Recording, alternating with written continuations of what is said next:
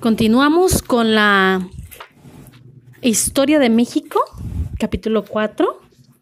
Entramos a conocer la época en la cual México se modernizó y la vida de la población mejoró, pero como esa mejoría no llegó a todos, la inconformidad ocasionó el inicio de la Revolución Mexicana. Aunque algunos problemas tuvieron solución, fue necesario redactar una nueva constitución. Conoce esta apasionante y complicada época de la historia de nuestro país, de 1876 a 1917, donde escucharás sobre el porfiriato y la Revolución Mexicana. ¿Estás listo? Pon mucha atención. Recuerda, la atención es educar el oído, poner atención, concentrarse en lo que se está escuchando, para que la memoria esté siempre. Ahí va. El país mejora, pero no tanto. El tren del progreso. En 1876, al inicio del primer periodo de gobierno del presidente Porfirio Díaz, comenzó una larga época de paz que permitió el desarrollo de actividades productivas del país. A mediados del siglo XIX se inventaron los barcos de vapor y los ferrocarriles. Esto mejoró la comunicación entre los países, aumentó el comercio y permitió el traslado de personas de un lugar a otro. Los trenes permitieron transportar de manera rápida y barata productos agrícolas como henequén, tabaco, café, cacao, azúcar, algodón y vainilla, entre otros productos. ¿Y el campo? En el campo hubo grandes cambios. Se modernizaron las técnicas de cultivo con abonos y mejores herramientas. Una enorme extensión de tierras agrícolas pertenecía a las comunidades campesinas e indígenas, y entre todos las trabajaban. Sin embargo, los campesinos que no podían cultivar sus tierras tuvieron que venderlas, y los agricultores ricos fueron aumentando sus posesiones, apoyados por el gobierno de Díaz, quien favoreció que grandes terrenos les fueran quitados a sus dueños originales para ser entregados a unos cuantos terratenientes. La industria se modernizó.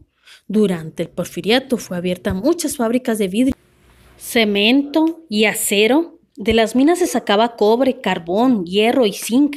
Sin embargo, las industrias eran propiedad de unos cuantos miembros de la clase alta, y a los que trabajaban en ellas no les iba bien. Los obreros tenían que laborar muchas horas al día, pagar por la descompostura de las máquinas y podían ser despedidos cuando el patrón lo quisiera. La paz y el crecimiento. El crecimiento económico llegó a las ciudades y al campo, a los puertos y a las estaciones de trenes, a las haciendas y a las fábricas modernas.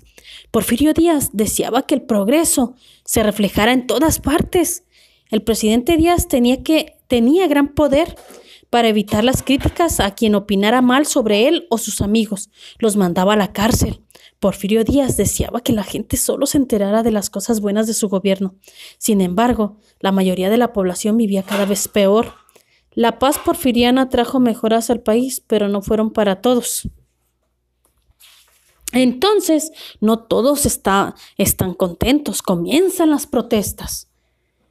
¿Y la tierra de quién es? En algunos lugares los campesinos perdieron sus tierras y tuvieron que trabajar para hacendados. Si se enfermaban o necesitaban comprar algo, tenían que pedirle prestado al patrón. Este les daba dinero como adelanto de sueldo, y entonces se veían obligados a trabajar hasta pagar las deudas, lo que a veces significaba toda su vida. Los campesinos se rebelaron contra los ricos para defenderse. Las protestas fueron prohibidas por el gobierno. Las primeras rebeliones, los campesinos, las primeras rebeliones eran que los trabajadores de la ciudad recibían mejores salarios que los campesinos, pero su vida era también muy difícil. Donde habitaban los obreros, habían pocas escuelas y solo un doctor. En las fábricas los obreros trabajaban muchas horas y el salario que les pagaban los empresarios era muy bajo.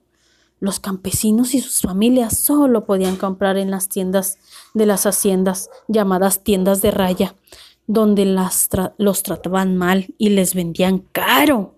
Con el tiempo las cosas fueron cambiando. Los obreros empezaron a exigir la mejora de sus condiciones de vida. Ante esto, el gobierno de Porfirio Díaz decidió apoyar a los empresarios y los movimientos obreros fueron prohibidos. La paz porfiriana era para siempre. Díaz se eligió varias veces como presidente, había resuelto muchos problemas del país, pero con los años su manera de hacer las cosas provocó fuertes enojos de la sociedad. El descontento comenzó a aumentar en todo el territorio y entre clases sociales distintas. Por eso la paz porfiriana no podía conservarse por mucho tiempo más. Y después de más de 30 años, ¿quién será presidente? Llega Madero y vámonos a la revolución. Después de más de 30 años en la presidencia, Porfirio Díaz, en una entrevista periodística, aseguró que respetaría que cualquier otra persona fuera elegida como presidente en lugar de él. Muchas personas estaban inconformes con el gobierno de Díaz, entre ellas Francisco I. Madero. Pero, ¿quién era Francisco I. Madero? Él pertenecía a una familia rica y poderosa. Había estudiado en el extranjero y quería que en México los ciudadanos pudieran reunirse y opinar sin ser castigados. Madero creó el Partido Nacional Antireeleccionista, que lo eligió como su candidato a la presidencia. Su fama creció entre diversos grupos sociales. Esa popularidad preocupó al presidente Díaz, por lo que mandó encarcelar a Madero antes de las elecciones y, como era de esperarse, don Porfirio Díaz resultó vencedor nuevamente. Madero huyó de la cárcel y se fue a San Antonio, Texas, en Estados Unidos de América. Ahí redactó el Plan de San Luis, en el que llamaba al pueblo a levantarse en armas el 20 de noviembre de 1910. En este texto pedía devolver a los campesinos las tierras que habían perdido y comenzó la revolución. Madero regresó de Estados Unidos y se fue a Chihuahua, donde el movimiento revolucionario era fuerte. En otras partes del país también hubo levantamientos armados, como en Morelos, cuyo líder era Emiliano Zapata. Díaz intentó detener estas rebeliones, pero no tuvo éxito, pues el ejército solo controlaba las grandes ciudades y los revolucionarios la mayor parte del campo. La revolución se había hecho realidad.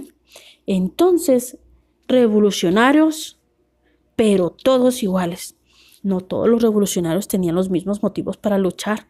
Zapata era un campesino a cuya familia le habían quitado sus tierras y buscaba justicia para sus compañeros. Madero consiguió que lo apoyara Pancho Villa, quien era líder de gente descontenta del norte del país. En mayo de 1911, Villa atacó Ciudad Juárez, Chihuahua. Esto quitó fuerza al gobierno de Díaz. Porfirio Díaz, se va. Termina la revolución. Luego de la derrota en Ciudad Juárez, don Porfirio salió del país y Francisco I. Madero llegó triunfante a la Ciudad de México.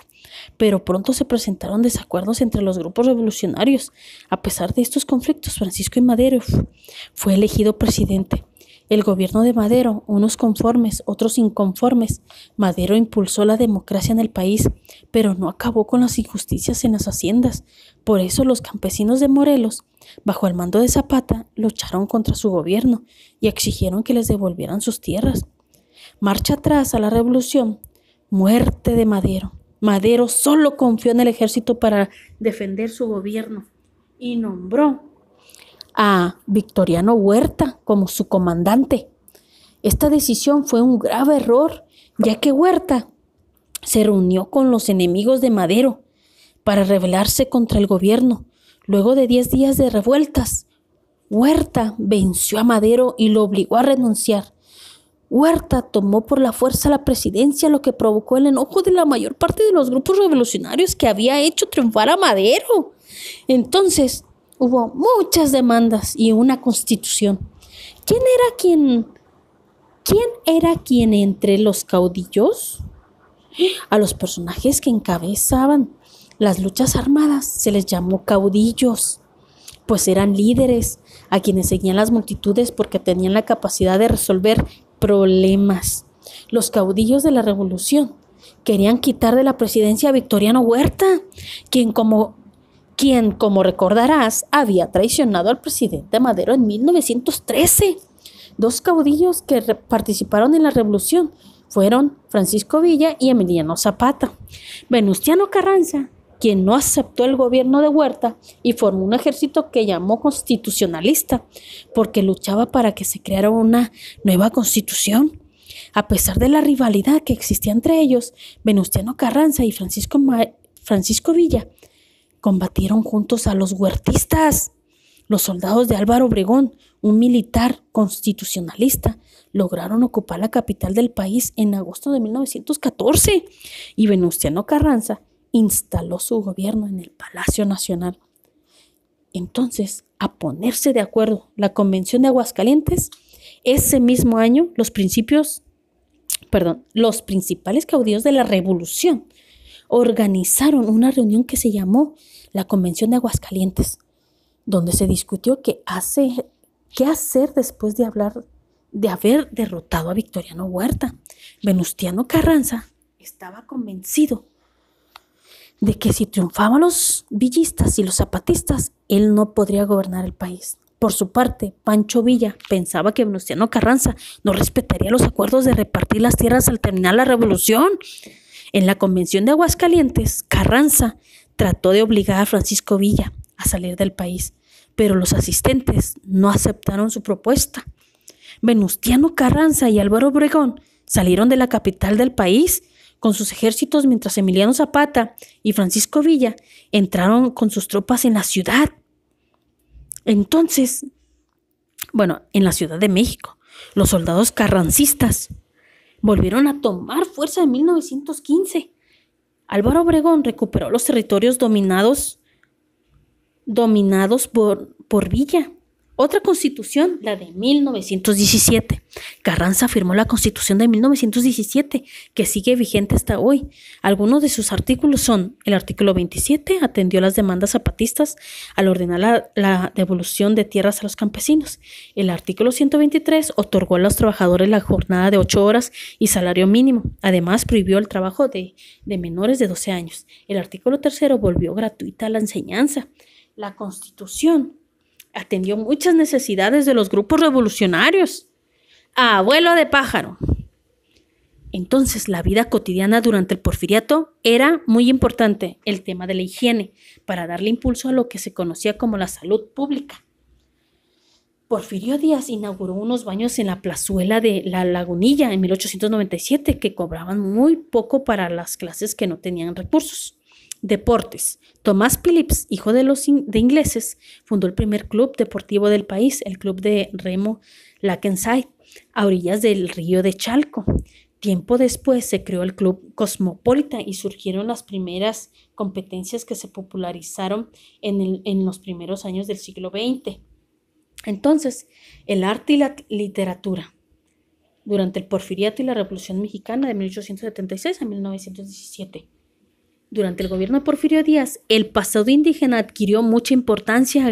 Grandes obras literarias y enciclopédicas se referían a las culturas precolombinas. Sin duda, el texto más representativo de este tema es el primer tomo de la obra México a través de los siglos, titulado Historia Antigua y de la Conquista. Y en la ciencia y la tecnología, gracias a los avances científicos, al ser humano pudo realizar su sueño de volar a principios del siglo XX. Tuvieron lugar en la Ciudad de México los primeros vuelos en globos. Guillermo Prieto habló de este acontecimiento en su obra Memorias de mis tiempos. Joaquín de la Cantoya y Rico se hizo célebre con sus vuelos en los globos Moctezuma I, Moctezuma II y Vulcano. Por último, las actividades. Durante el gobierno de Porfirio Díaz, a los campesinos y a los obreros no les pasaron cosas muy buenas. Además, tampoco había libertad para decir en los periódicos lo que pasaba. Y quienes sí se atrevían a criticar a Díaz era perseguirlos y encarcelarlos. Ahora vivimos en otro momento y podemos expresar lo que pensamos. Por eso te invitamos a que tomes una cartulina e imagines que es la primera plana de un periódico en el que se dice cómo vivían los campesinos y obreros de aquel tiempo. En tu libro encontrarás bastante información. Piensa en cosas como ¿qué pasaba con las tierras de los campesinos? ¿Quiénes eran los dueños? ¿Cuántas horas trabajaban los obreros o mineros? ¿Para quiénes trabajaban? Entonces, revisa un periódico de lo